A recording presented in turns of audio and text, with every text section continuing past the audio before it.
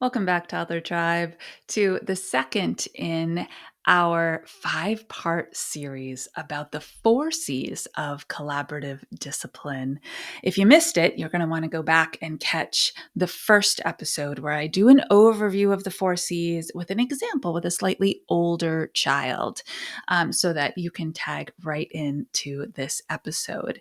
So today we are going to talk about the first C.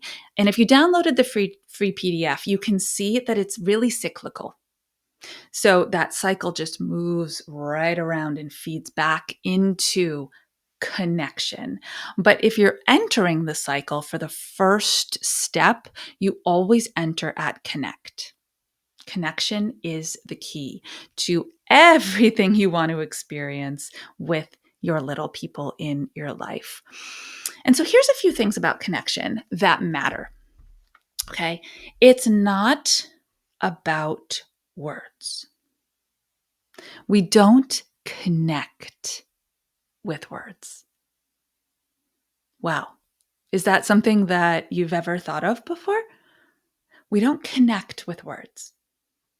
We communicate with words, but we don't connect with them. When we have a connection to another person, when we relate to another person, there's that root word of relationship, right? It's a feeling. It's a knowing. It's a sensation, that connection. And it's ultimately energy. The energy field, the force that exists between two people. That is connection. And it's essential. Without that piece, none of these other steps work. This is the foundation. A relationship, a healthy, functional relationship, is rooted in 4 core connectors. If you've heard this before, this is a great reminder. The core 4 connectors are values. They are human experienced values of mutual trust and respect and honesty and the ability to talk about all of those things. So when you think about your tiniest humans in your life, an 8-month-old, an 18-month-old, a 2, a 2.5, a 3-year-old, are those the first things that pop up in your mind? In order to be a strong, loving role model and caregiver for this person, I need to respect them. Probably not. It's not the culture that we live in. And that's hard. That is, you are working against our current culture. And so you're doing this very consciously. We talked about that in the last episode. You're doing this very intentionally. I want to build a connection, a relationship with the kids in my life. So you're going to want to prioritize respecting them and letting them know that you believe them. Honesty, right? They are born. They are born totally vulnerable, totally clear. Like there's no barrier there. It's full clarity. What I feel is what I show you. What I say is my truth. It's the world that starts to taper that for them when expectations are put on. So from their tiniest moments, if you can be feeding them relationship builders, these invisible strings that connect you, that says, I believe your words and you can believe mine. I will tell you the truth. You can tell me your truth. I'll respect your wishes and your desires. That does not mean that you always fulfill them. This is a really important point. In my episode before this, where I gave you the example of Davy and his deep desire to go out and ride his dirt bike at 7:30 in the morning in the fall, that was not going to happen at that moment in time. But it was essential that he knew that I understood his desire, that I believed his words, that he is allowed to wish that. He's allowed to want that, even if that's not the outcome that's going to happen right that minute. This is vital. We correct a lot as adults. We go automatically to correction. If he did say, right, I am going to do this right now, in a very demanding, in a very authoritative tone, and he moved his body to do it. I could have gone straight to correction. No, you're not. No, you're not. Whew. Even just saying the words, can you feel the energy through the screen, through your earbuds, that says, oh, well, here we go. Cue the power struggle. Why even bother try now? Meltdown ensuing. Building the connection that has them ready to actually listen, like hear your words, is the key. And the tricky part is, it does not happen in moments like that. It has to pre-exist the moment of struggle. It has to. Which means in moments of calm and fun and even boredom, in just everyday, regular moments, riding in the car or at circle, whatever's happening in your world, however you engage with kids, when you notice the calm is when you should perk up and say, oh, this calm moment is a wonderful time to build connection, to deepen our relationship, to show them that this energy exists where we can be a team in the fun, calm, chill moments and in the challenging, problem-solving, different outcome ones. Okay, here's another thing about connection. Because it's based in energy, as I said, it's not based in words. So what is it based in? If we don't have our words, what do we have? Well, we have quite a lot, actually. I am just so excited. It's going to be quite a while from the time of this episode, but the idea that I get to add my voice to the early childhood, early language development world through my book, Talk to Them Early and Often, which will come out in the spring of 2026. I just did so much research and I dove deep into the little person's world, and our words are actually our last line of defense, if you will. And they comprise the most minimal portion of what tiny brains and bodies absorb from us. What they connect to is our facial expression. That is an energy source where they read us like books.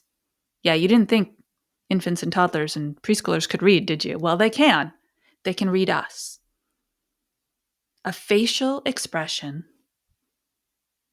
that closes off. A facial expression that communicates clearly without words that you're dubious, that you don't actually think they can do it, that you're super frustrated, that you are overwhelmed. Well, they get it. They read it instantly. I'm sure you've had this experience, or maybe if not, you've definitely heard somebody talk about the fact that, oh, actually, Caroline said it on her cool episodes. She was like, all I have to do, is like raise one eyebrow, and the kiddo knows that they're on thin ice and they need to make a different choice. No words, but clearly communicated. You might want to change your course. How else do they feel us? Because they feel us before they hear us. Our body language. If you're watching this on YouTube, then like I'm all well, I teach sign language, so my hands are always moving, and the body language is key. You need open, inviting body language. When we're closed off, or we are got that facial expression that's all furrowed and cranky, and our mouth is closed like a tight lip, and our hands are tucked under our armpits, we are not approachable.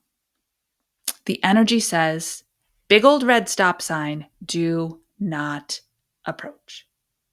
Not only do not approach, but if that adult starts giving you a direction, don't listen. It doesn't feel like a safe energy to be interacting with. This is a lot, isn't it? It's a lot. So we've got our facial expressions that we have to be aware of. And, those smiling eyes, oh, do those bring in littles? We've got our body language we have to be aware of. What about your body position? When you get down, people talk about this all the time, right? Get down to their level. What does that mean? Well, typically it means we miss a step. Sure, we get down to their level and then we tell them what to do. Or we get down to the level and tell them what they're doing wrong. Well, that's actually not helpful. The connection in our body position, body posture, we call it, is a nonverbal communication moment. Just get down and be there. Sit side by side. Share space together before you even say anything. These are the connection pieces. Now think back. If you're a parent listening and you have your own kids, think back to those early infancy days. If you're a teacher listening and you have your own kids, you can go there, or you can think about that first few days where those students were brand new to you, right? They didn't know you yet. They didn't have a connection with you yet. And that was yours to build. The physical proximity, the sharing of love and space is how you build it. And there's no expectation in those moments. And as adults, that's really hard for us, right? We're in our cognitive brain so much of the time, and we're looking for results, and we're looking to teach. And when we want to teach something, we want to see the results of it. And in connection, there's nothing to teach. The psychology of human connection is presence. You simply being there, and it's the most powerful force in the world. When infants come into this world, what do they look for? Skin to skin connection, a bouncing body that is soothing their physical experience in this world. When a 1-year-old or an emerging toddler is seeking connection, what do? Arms up. I trust you. I believe you're the one that can help me feel safe right now. Pick me up, please. Make connection with me. When a bustling, running, full of opinions 2.5-year-old toddler falls down and actually hurts themselves, what do? They do a U-turn and they run back to the person that they love, trust, respect, and believe the most. Because you have set yourself up in that relationship with them, then you're able to use your words. Then you're able to problem solve together with them as a team. And you are able to compromise to reach outcomes that work for both of you. Okay, connection is the key. And at the beginning of this episode, I said, really, how you show up in the moments is based on your deep why.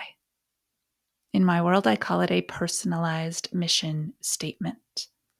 And it informs who you want to be as a parent, who you want to be as a teacher, the value system that you want to instill in the people that you raise, and the way that you show up in the challenging moments. And so if you haven't already, grab the free graphic that shows you the 4 steps to collaborative discipline.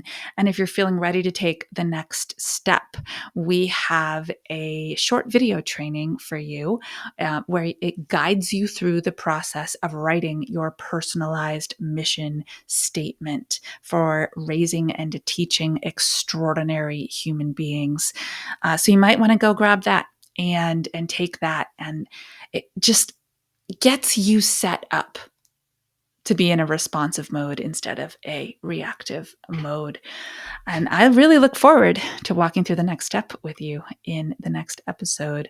But until then, Toddler Tribe, you know what to do. Stay mindful and proactive as we transform the toddler years.